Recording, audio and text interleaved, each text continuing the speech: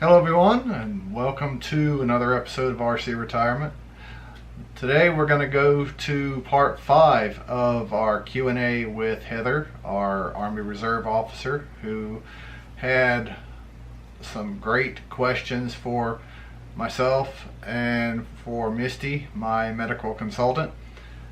She's going to be joined today by her husband Dan, and I think you saw him in a previous segment, but today you'll see a great deal more of him. And he's got some great comments and questions to go with this part of the conversation as well. So I think you're going to really enjoy this. All right. This is a good 13-14 minutes of conversation. I think that it's highly informative. I think you're going to get a good bit of info out of it, even though it's not long, but it's packed full of good info. So let's just dive right in, and I'll see you on the other side. She says 2 separate doctors that due to the migraines and because the 2 conditions play off each other, she really shouldn't be traveling unless it's absolutely necessary. She shouldn't go to the field. She shouldn't be shooting a weapon. No, and that's the thing too, that I was in the stuff I was reading about the migraine triggers. The environment of live fire, the sound, the smoke, I'm blanking on what was the other part of that. But there's one other thing, that even live fire exercises or going to the range has been shown to exacerbate the condition and increase the risk of it progressing. Yeah, she's got a letter now from 2 specialists. One that talks about not being deployable and didn't get into the nuances as good as you did on the as to why. On this nasal stuff, right? And the polyps. Her other specialist did a little bit better job. She did one that listed all of the triggers. And so it said, these are the things that are likely to exacerbate her condition. And it was like the range, traveling, just lack of sleep, stress. Yep. And her 2 conditions together are double whammy. And this all came to a conclusion because I told her she was coming home and just laying in bed all day, and I was watching the kids, and it was really tough on me. And I told her, you need to take care of yourself because I'm going crazy here because they're trying to travel and do all these things. And she had all these conditions at her last duty station, but she had an office job in a training unit. She didn't do anything other than office work. That was the biggest issue. Is I didn't realize how much this was affecting me when I was in Oklahoma. I mean, I knew like I had to have 2 surgeries. 2 surgeries, but I was in a training unit. So I went in and I worked in the office. We went to the range once a year. We went down for the day and came back. We didn't stay in the barracks. And she had headaches all the time. It's even in her record. I went back in her medical record. She said I didn't have any headaches. She was prescribed migraine medication before being diagnosed. That's one of the things I was talking about, that finding the patterns. That's what I'm reading. I went through 300 pages of her medical records and see, you were even prescribed this. You went for headaches. Yes. You went for all these things. And she's like, oh, I was fine. It just started happening lately. And the medical consensus now is that if you suffered sinus headaches without a sinus, like an active sinus infection, it's probably a form of migraine. So to go back and look at all the places that you had issues with just pain in that area, it's actually as much neurological as it is the physiological component of the sinuses. You get 10 sinus infections a year on top of it. So she literally had. And that's not right. There's something else going on there, but I'm not sure what it has contributed. There are 3 specialists that say they don't always know what the cause is. And no, and I have the pleasure of working on a couple of projects with our infectious disease docs. And what often comes up in these kinds of cases is that because we don't understand terribly much about the immune system, and everyone's immune system is like kind of jury-rigged differently, they think a lot of these more idiopathic chronic sinus or chronic infection issues may actually be caused by a certain immune response, maybe. Yeah, a deficit in immune response. Like you're missing maybe one piece of complement, but there's 30, and we don't check those things. Or you're missing your IgA or one of your immunoglobulins doesn't quite attach like it should, even though it mostly works. And then there are certain things that slip through. Yeah, That's I mean, actually one of the hypotheses for why certain people can get COVID and like have nothing, and some people have I got it. It's reaction rough. that lands them on ECMO. I wonder if moving me around to all these different states, all these different locations, how that's also affected me. Like how, I'm wondering, that probably wasn't good for me either, but we didn't know what was going on until more recently when I was in Oklahoma. But the Army has moved me to numerous locations all over for only a short period of time, and I'm sure that's had an effect as well. Well, and especially because yours has a lot of sinus link. Being, if you have been in the Southwest, there's a lot of issues with the dust, just like in Iraq. But in the American Southwest, there's actually several common pathogens carried that then lurk in your sinuses. And if you're healthy immunologically, they never become like a full illness, but they still generate inflammation. And all those little things just over time kind of add up. And, you know, it's, with all of these illnesses, you know, there's genetic components to many things, but this whole multifactorial exposure, and a lot of it can be specifically tied to things that you've had to do in the military in ways that, you know, me who's lived in Michigan my entire life, it would not be the same set of exposures. Yeah, and that would definitely would make sense. And like I said, as I've been moving to these different places, I can tell each one has kind of made a little difference. And yeah, because I was in Texas for 3 years. And then after that, I went to Virginia for only 7 months, but then they sent me to Oklahoma for 3 years. Those two are one of the worst places to be for allergies and dust. And yes. It was very windy in Oklahoma. Like I was amazed at how windy it is. It just blows all that dust. Yeah. And yes, it was. And we're only scientifically really starting to appreciate the extent of the damage those fine particles do to your lungs. Because until this point in time, until about the last 10 to 15 years, we thought, hey, the stuff that irritates your throat, the big stuff, that's going to be the problematic stuff. You just, you know, wear a bandana and you'll be fine. But it's actually the stuff that gets through and it lodges in your lungs and in your respiratory tracts and causes this little seeding inflammation that we don't even really know yet what the extent of this problem is. The sand in central Iraq is like talcum powder. Yes. And it slices your nasal passages to bits.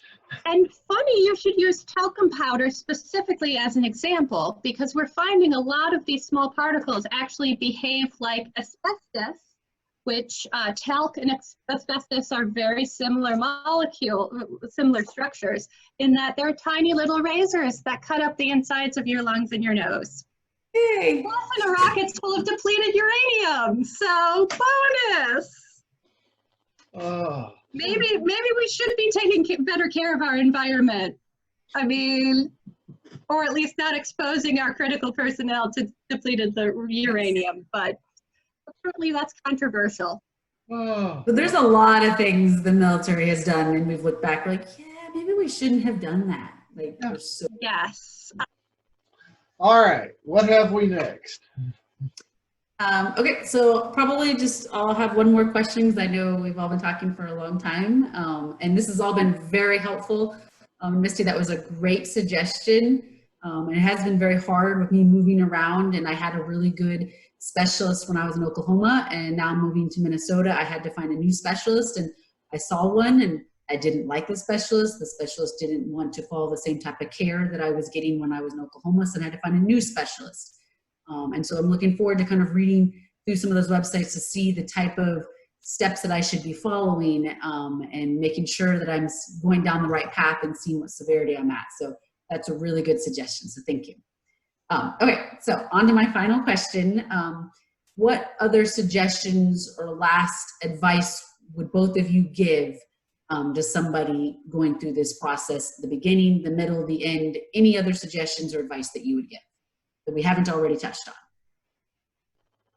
This is going to be frustrating. So many people who go through this think, you know, the board's against me, or I've heard these horrible things. What about this rumor or this anecdotal thing that I have heard? Ignore all of the rumors and anecdotes that you've heard in the past. Don't go to the PEB forums and the rumor mills on the internet.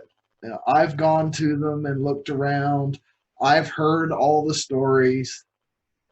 I've been in retirement services since 2010, and I think I have heard just about every good, bad, and indifferent thing you can say about the MEB, the PEB, the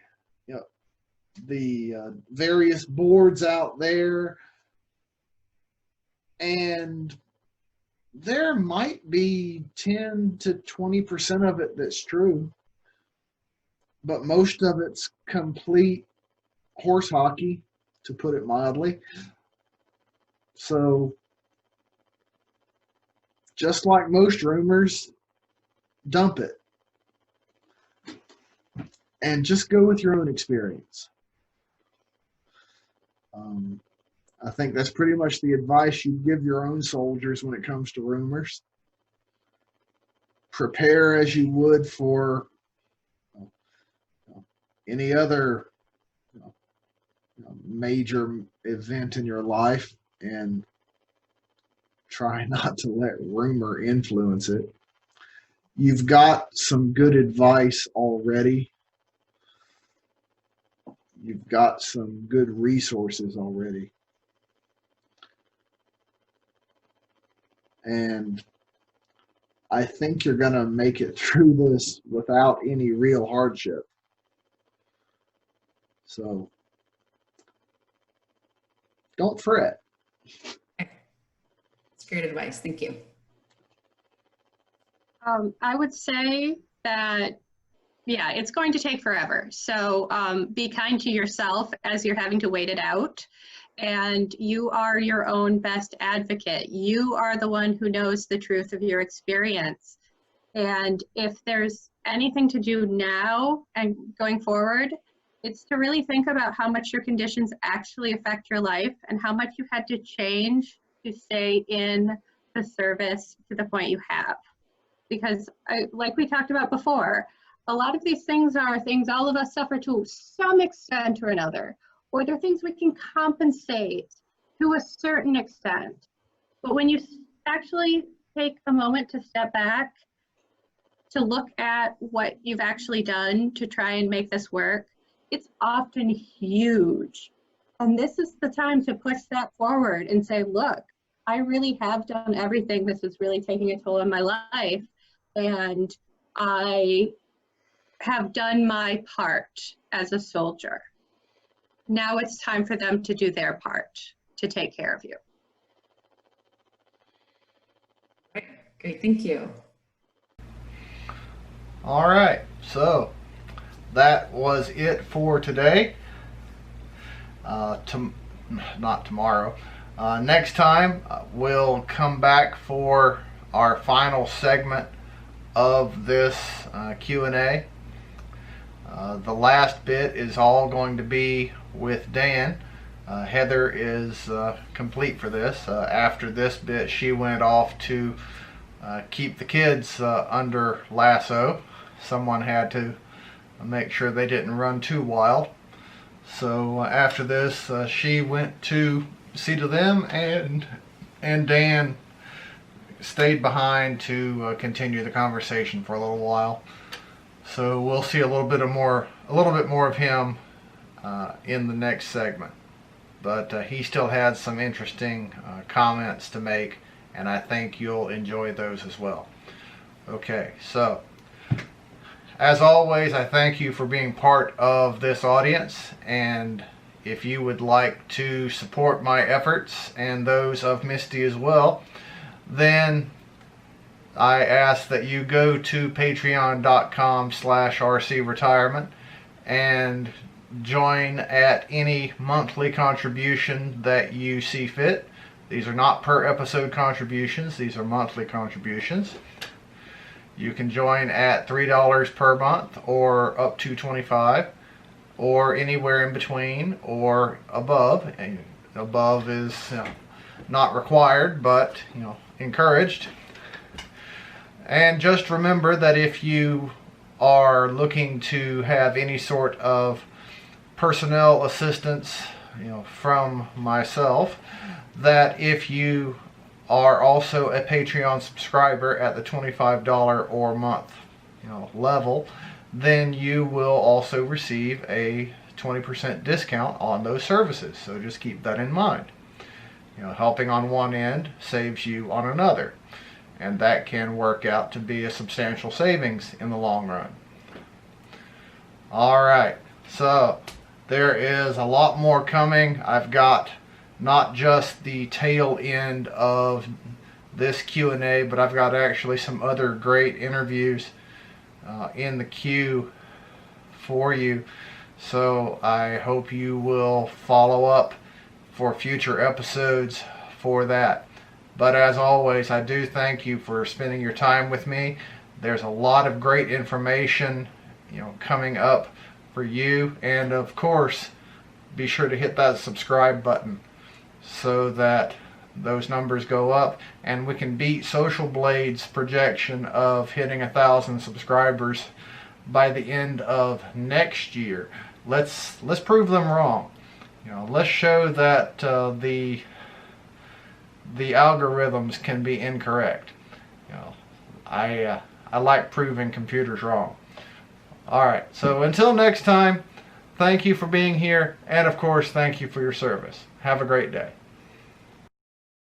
If you liked what you heard on today's episode, then please go below and give it a thumbs up, and be sure to subscribe to this channel. Also, please let other people know about this channel and the information it can provide for them. If you have questions or comments, then please have no qualms about posting them in the comments section below. Please remember the RC Retirement YouTube channel and the RC Retirement website are not recognized or endorsed by the Department of Defense, the Department of Veterans Affairs, or any other government agency.